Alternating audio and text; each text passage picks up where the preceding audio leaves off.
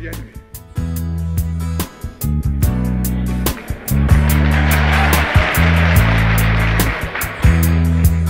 Fellow freedom fighters, the enemy is imperialism.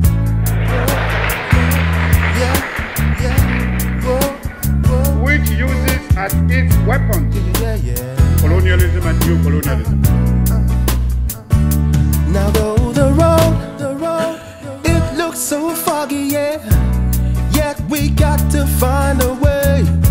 There's no place here to lay our heads, yo. And though the road, yeah, it feels so rocky, yeah. Children of Zion, hold up your heads. Never lose.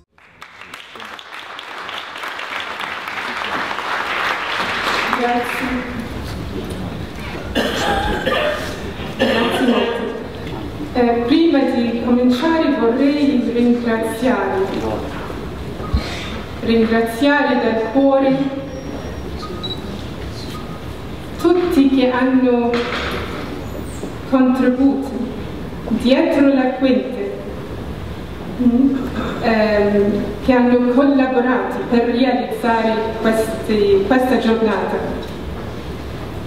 E voglio dire i nomi, non sono tutti, ma voglio dire almeno i nomi di alcuni.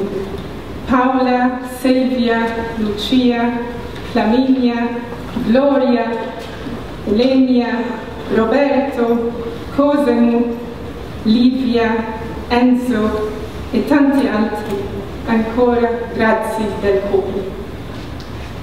Oltre dall'editore, un particolare ringraziamento va a Cassa Padana, che ha contribuito alla realizzazione di questo volume, e all'amici, l'amica Marisa, Garito e Isabella di Polizzi.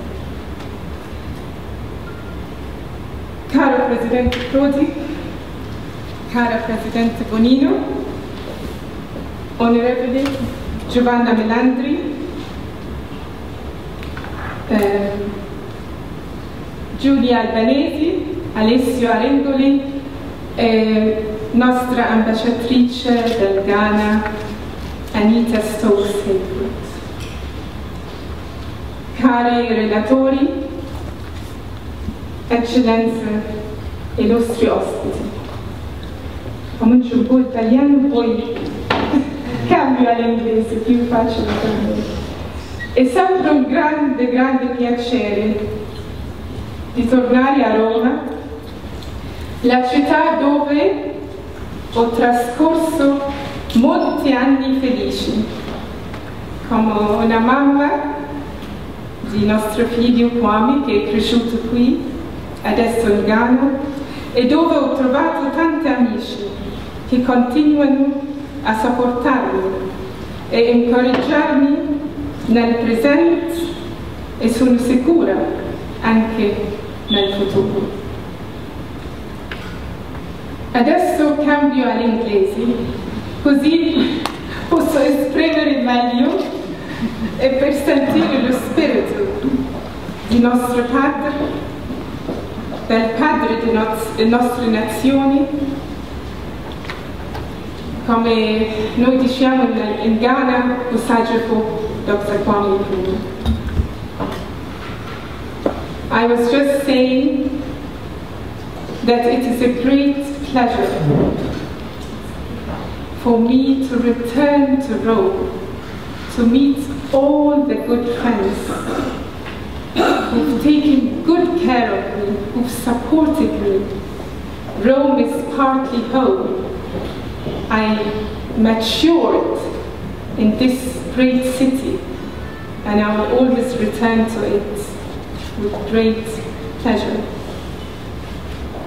and gratitude. Today, I have the honor and the privilege and the great pleasure of talking to you a little about a book that has changed my life.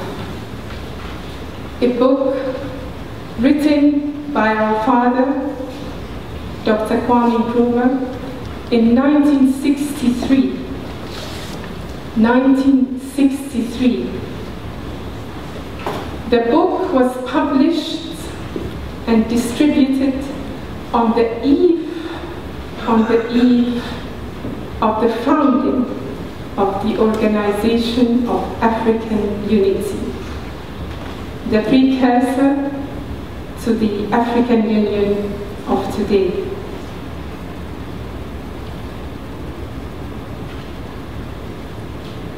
And as I said, this book has changed my life, because after its second and third and fourth reading, I became convinced that I have to go back to my country, reconnect with my people, and contribute to the realization of a vision for our economic self-reliance, a vision for the restoration of our dignity as Africans and as Black people.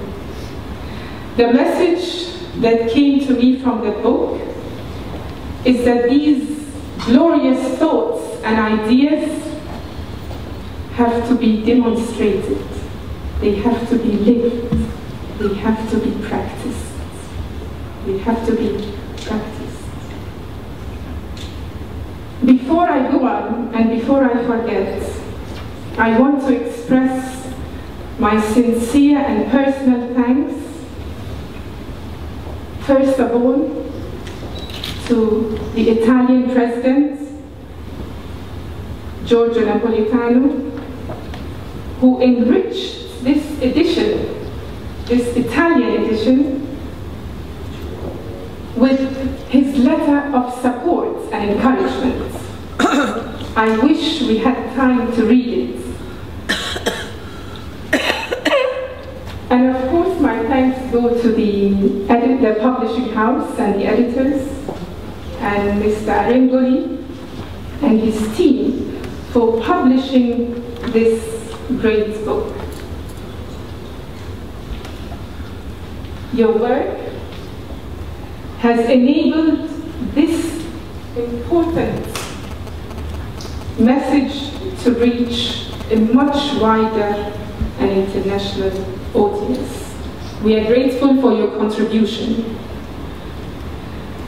I also want to say how touched I am by the fact that many people from different backgrounds and nationalities and even political orientations have come to support and acknowledge the message contained in Africa Must Unite.